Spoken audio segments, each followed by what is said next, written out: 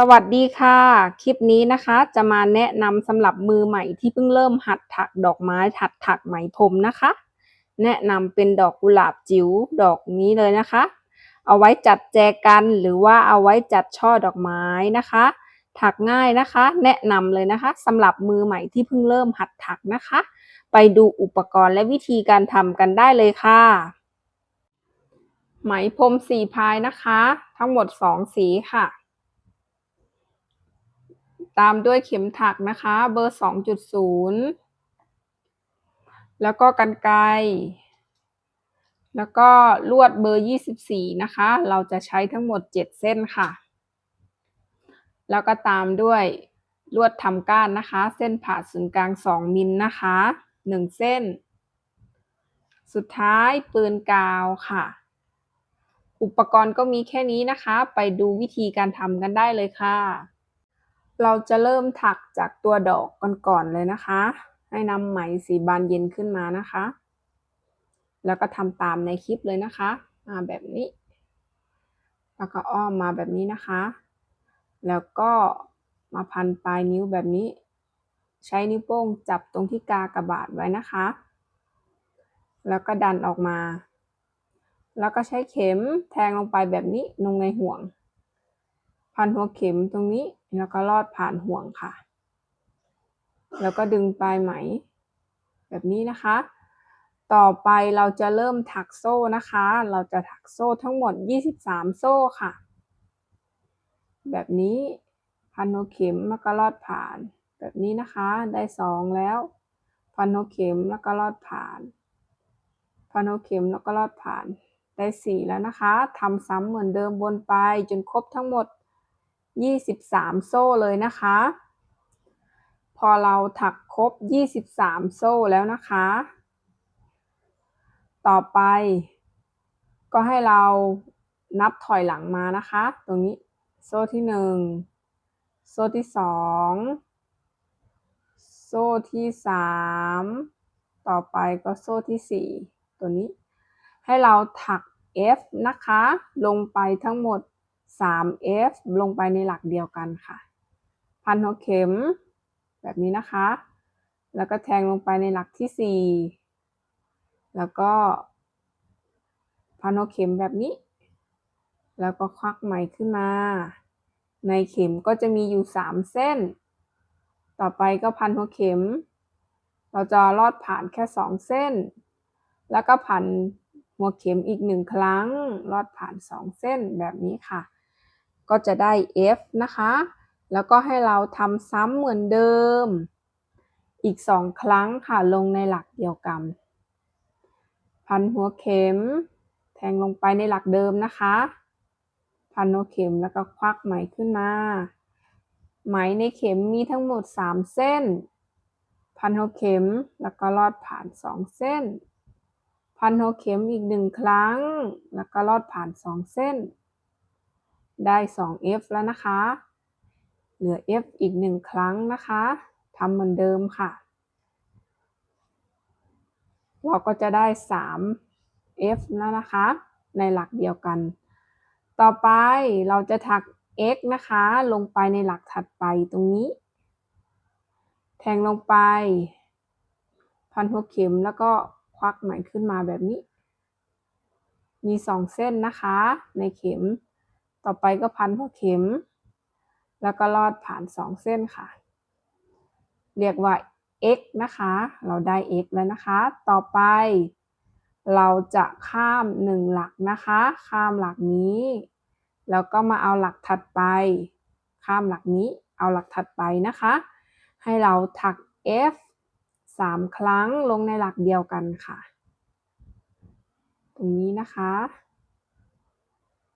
ถัก F แบบนี้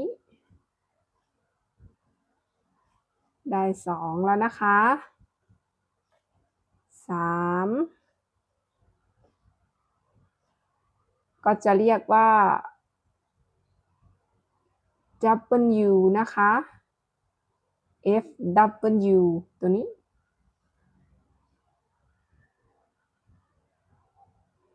ต่อไป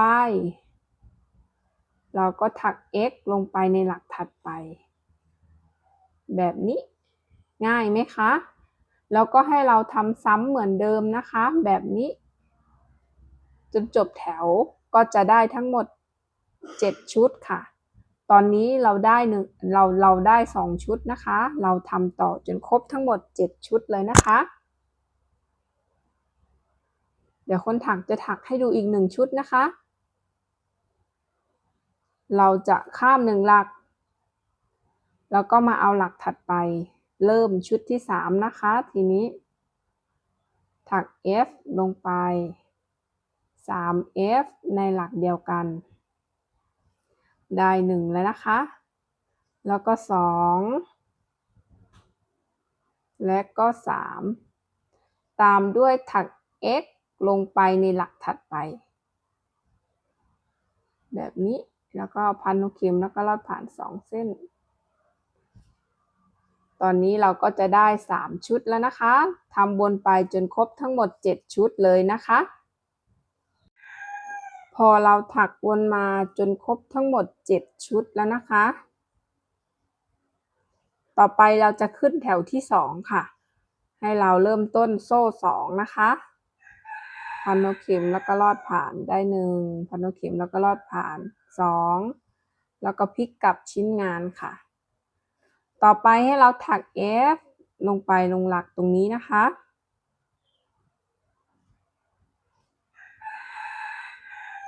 แบบนี้แล้วก็ F ต่อไปหลักตรงนี้หลักที่2ต่อไปก็ถัก F ลงไปในหลักตรงนี้นะคะหลักที่3ได้3หลักแล้วนะคะถัก F ได้3หลักแล้วต่อไปถักโซ่2ค่ะพันหัวเข็มแล้วก็ลอดผ่านได้1แล้วนะคะพันหัวเข็มแล้วก็ลอดผ่านได้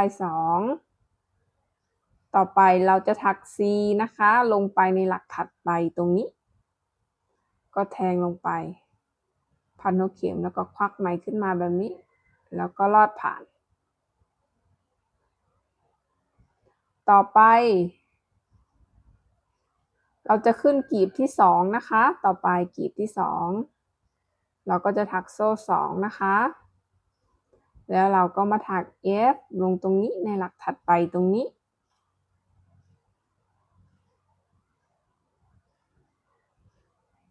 แล้วก็ถัก F ต่ออีกในหลักถัดไปแล้วก็ F อีกหลักถัดไป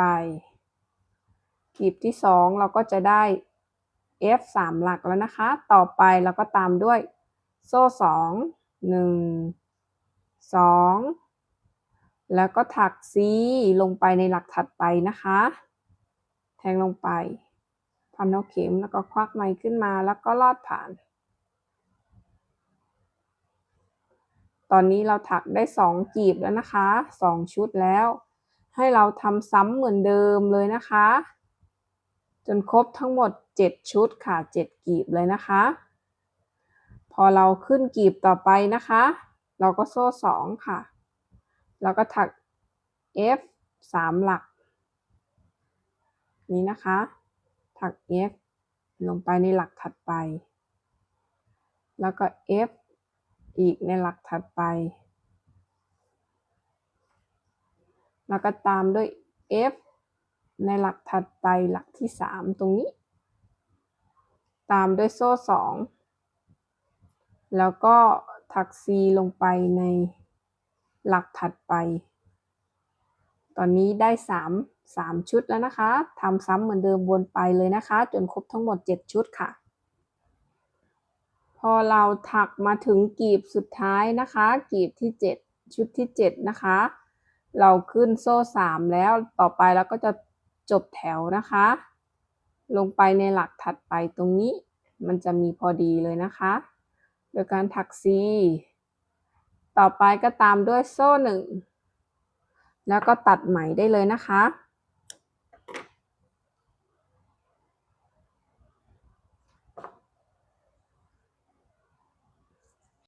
ต่อไปนะคะเรามาถักกีบเลี้ยงกันต่อเลยนะคะ แล้วก็พันปลายนิ้วเหมือนเดิมค่ะใช้นิ้วโป้งจับไว้ต่อไปก็เอาเข็มนะคะแทงลงไปตรงนี้แล้วก็ควักไหมแบบนี้ขึ้นมาแบบนี้นะคะต่อไปก็พันหัวเข็มแล้วก็ลอดผ่านเราก็จะได้โซ่หนึ่งนะคะต่อไปให้ถัก x นะคะลงไปในห่วงนะคะทั้งหมด 5x ค่ะ1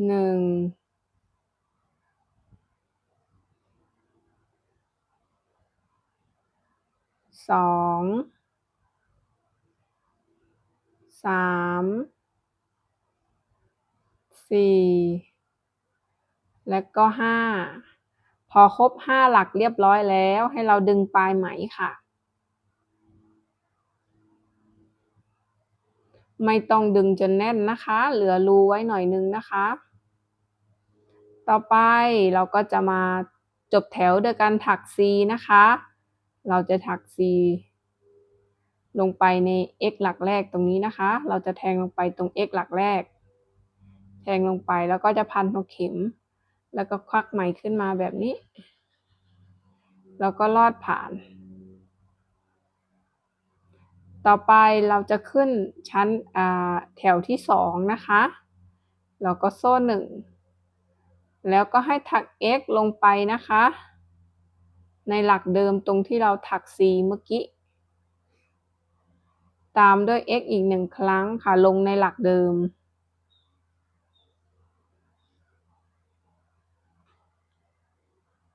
ก็จะมี x 2ครั้งในหลักเดียวกันนะคะเรียกว่า v ค่ะแล้วก็ให้เราทำ v แบบนี้นะคะวนไปจนจบแถวทั้งหมด 5v ค่ะได้1แล้วนะคะ2 3 4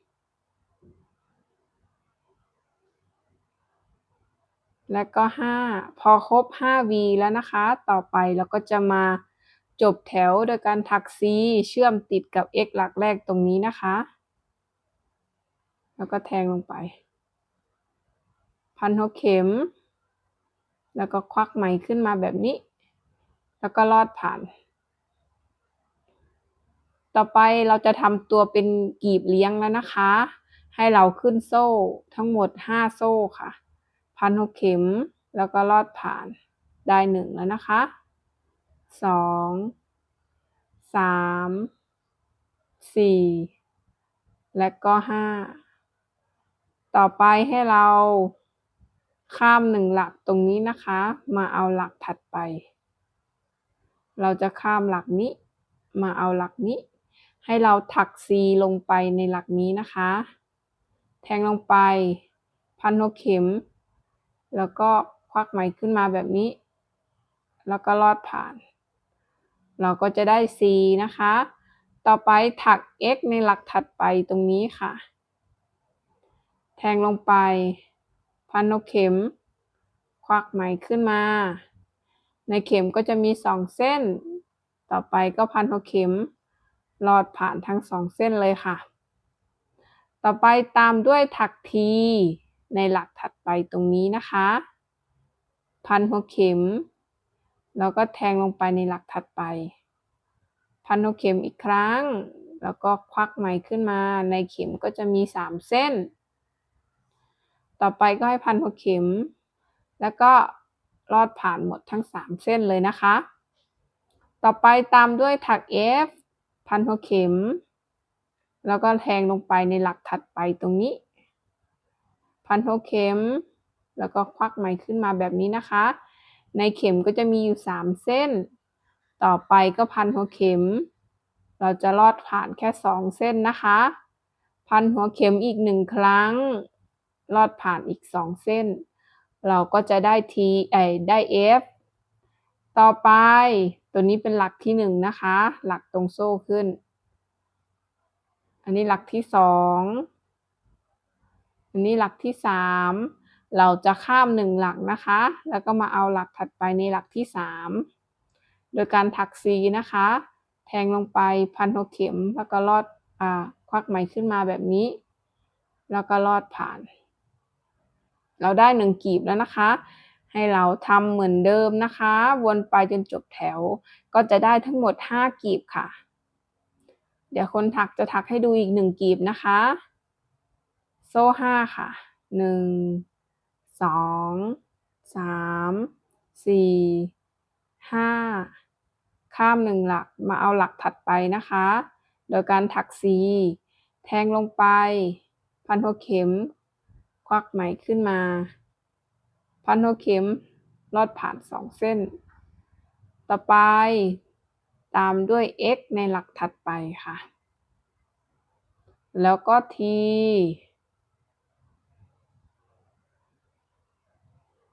แล้วก็ f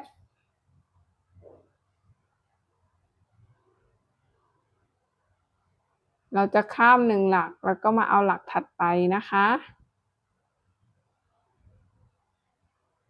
แบบนี้ได้2กีบแล้วนะคะทำซ้ำเหมือนเดิมวนไปจนจบแถวจนครบทั้งหมด5กีบเลยค่ะ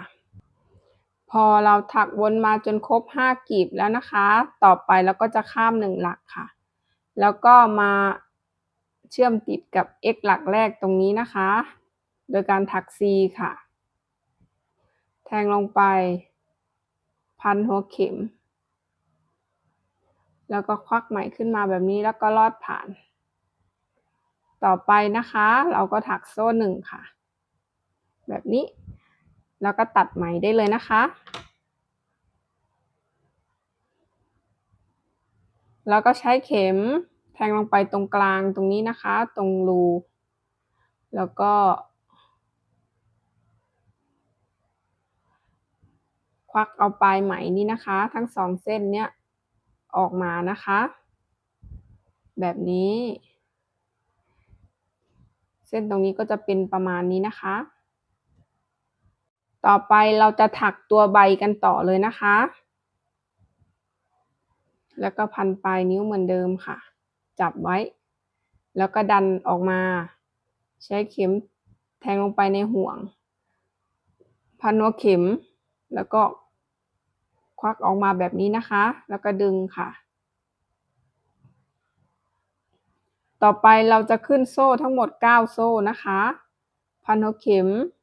แล้วก็ลอดผ่านได้1นะคะ2 3 4 5 6 7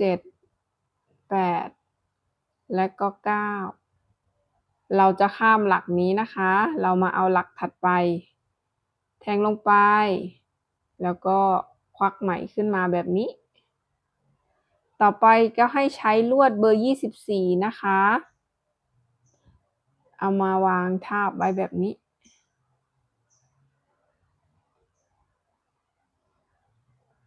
เอามาวางทาบไว้แบบนี้นะคะต่อไปก็พันหัวเข็มแล้วก็ลอดผ่านทั้ง2เส้นแล้วก็จะได้ x แล้วนะคะถักบนลวดเลยนะคะต่อไปจะเป็นหลักถัดไปนะคะตรงนี้ให้เราถักทีลงไปค่ะพันหัวเข็มแล้วก็แทงลงไปในหลักถัดไปควักไหมขึ้นมามี3เส้น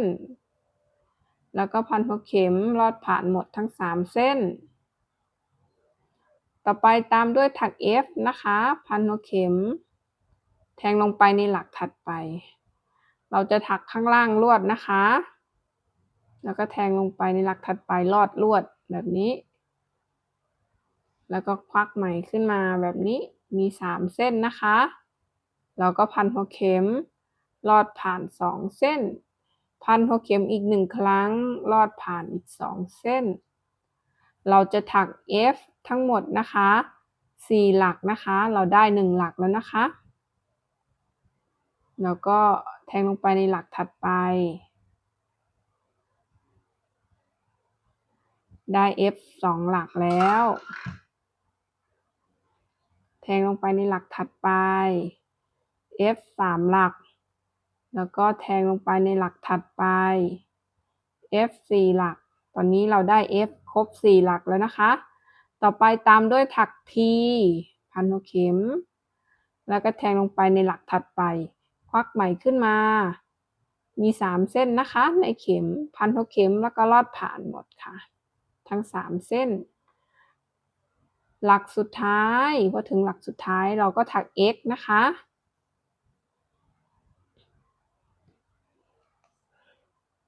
ต่อไปเราก็จัดลวดเลยค่ะแล้วก็บีบลวดตรงนี้ให้มันชิดกันต่อไปนะคะเราจะถัก x ต่อลงในหลักเดิมนะคะอีก 2x ค่ะ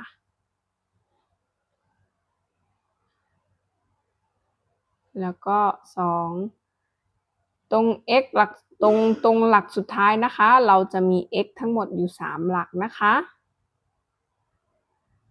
ต่อไปให้เราถักทีวนกลับมาในหลักถัดไปนะคะตรงนี้พันหัวเข็มแล้วก็แทงลงไปในหลักถัดไปค่ะเราจะถักวนกลับหลังมาแล้วนะคะต่อไปตามด้วย F 4 หลักค่ะ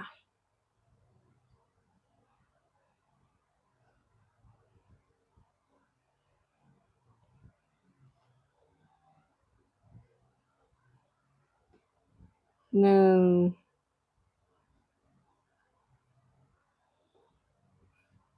2 3แล้วก็4อย่าลืมเก็บปลายไหมไปด้วยเลยนะคะต่อไปก็ตามด้วย T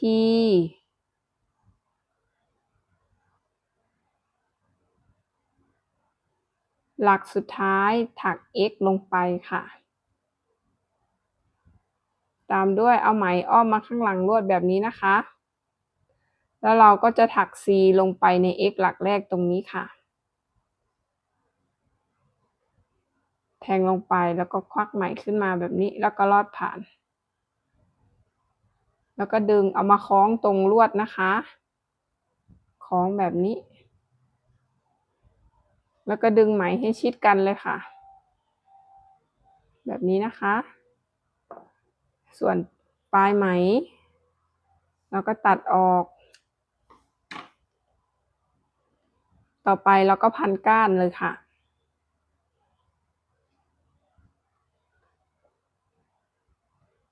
พอได้ตามที่เราต้องการแล้วก็ล็อกลวดไว้เลยนะคะแบบนี้แล้วก็ตัดไหมได้เลยค่ะ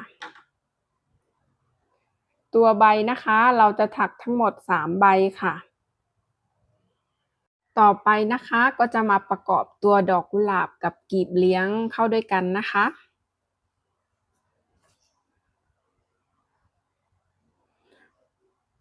ตรงนี้เป็นตรงจุดที่จบแถวนะคะตรงนี้เราจะเอาฝั่งตรงที่จบแถวนะคะเราจะเริ่มพันตั้งแต่ตรงนี้ไปใช้ลวดแทงลงไปตรงนี้นะคะตรงช่องตรงหลักที่เราถัก F ลงไปทั้งหมด3หลักนะคะต่อไปก็พับลวดให้มันเท่ากันแบบนี้นะคะกดเข้าไปให้แน่น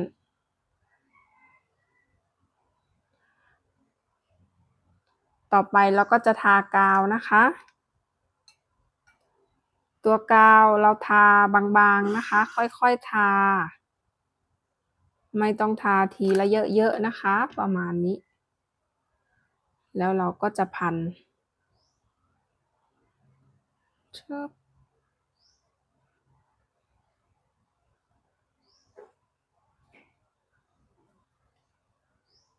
แบบนี้รอสักพักนะคะ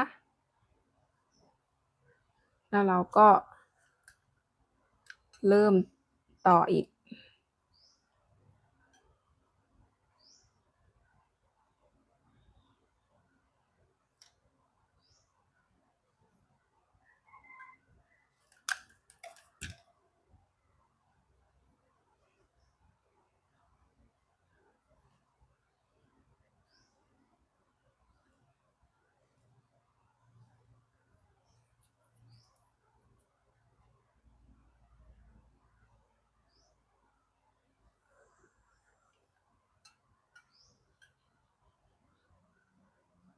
ทาบางๆนะคะ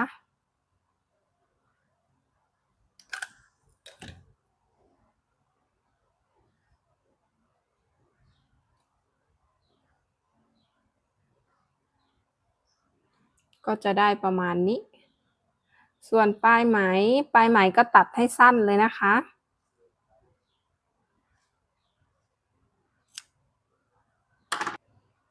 ต่อไปเราก็จะเอามาใส่ในตัวกลีบเลี้ยงแทงเข้าไปตรงกลางเลยนะคะตรงนี้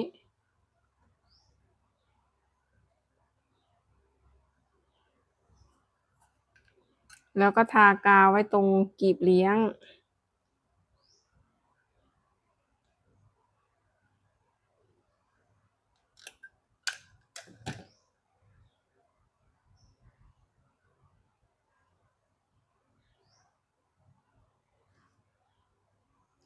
เล็งเอาตรงจุดแถวสุดท้ายนี้นะคะให้ตรงกับตัวกลีบนะคะ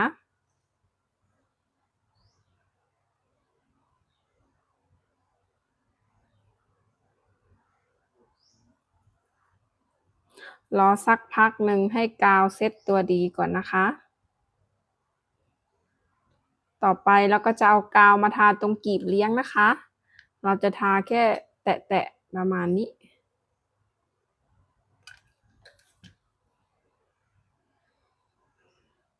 แล้วก็จับไว้สักพักหนึ่งนะคะแล้วเราก็ค่อยทำกลีบเลี้ยงกลีบต่อไป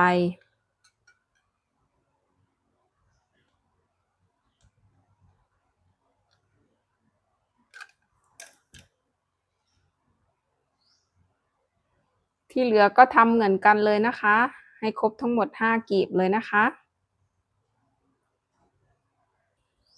พอเราได้แบบนี้แล้วนะคะเราก็มาขี้ออกให้มันบานนิดนึงนะคะไม่ต้องทำแรงนะคะให้มันขี้ออกประมาณนี้แล้วเราจะทำตัวดอกแบบนี้นะคะทั้งหมด4ดอกนะคะให้เราทำซ้ำเหมือนเดิมนะคะเราจะทำทั้งหมด4ดอกต่อไปเราก็จะมาพันก้านกันนะคะถ้าปลายไหมมันยาวไปก็ตัดออกหน่อยนึงนะคะดอกแรกเราจะไม่ใส่ใบนะคะให้เราพันก้านยาวไปเลยนะคะประมาณนี้แล้วก็ล็อกไว้เลยค่ะตามด้วยตัดไหมตัวที่2ก็ทำเหมือนกันกับดอกแรกเลยนะคะ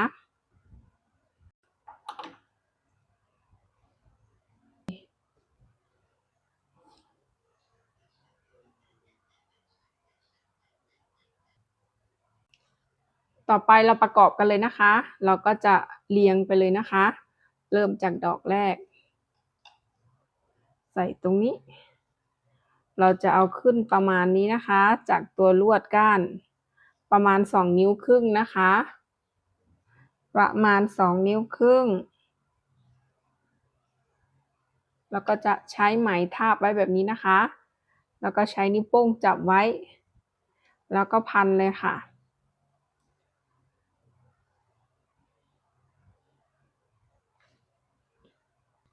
พันไปให้ได้สักประมาณ1นิ้วนะคะต่อไปแล้วก็เรียงดอกที่2ต่อเลยค่ะ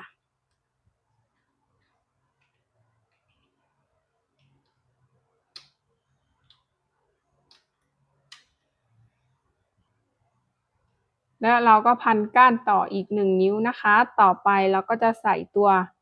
ดอกที่3เลยนะคะ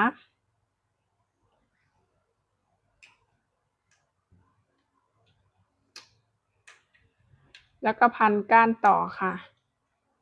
พอเราพันก้านต่อมาให้ได้สักประมาณ1นิ้วนะคะเราก็จะใส่ตัวดอกตัวที่4ได้เลยนะคะ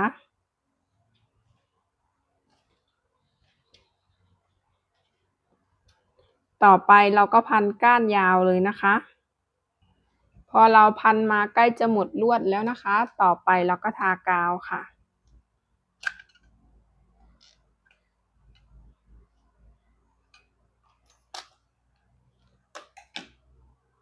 ต่อไปก็พันต่อจนเสร็จเลยนะคะ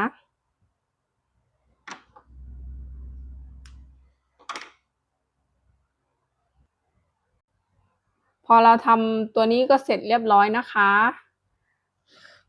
คนถักจะแนะนำให้ลนขนนะคะเห็นไหมมันจะมีขนแต่ถ้าใครมีเครื่องตัวนี้นะคะ